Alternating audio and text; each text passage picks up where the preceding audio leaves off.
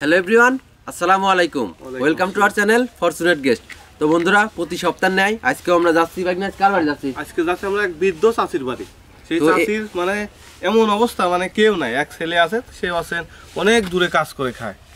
মানে আসলে তার এতটাই অবস্থা করুন, মানে আমরা যখন এই রাস্তা দিয়ে যাওয়ার সময় সে আমাদের গাড়ির সামনে দুই হাতটা এইভাবে দিয়ে দাঁড়া পড়ে, মানে অনেক দিন ধরে এইরকম করতেছে। মানে তার যে অবস্থাটা কি করুন, আজকে আপনারা গেলেই দেখতে পারবেন। মানে সে প্রতিনিয়তই আমাদের কাছে বলে, বাবা আমার জন্য কিছু করো। তো আজকে আপনারা গেলেই দেখতে পারবেন যে আমার চাচির কি অবস্থা খারাপ। মানে ছোট এতটুকু একটা ঘর আছে, সেই ঘরের মধ্যেই থাকে, প্লাস সেই ঘরের মধ্যেই রান্না বান্না করে।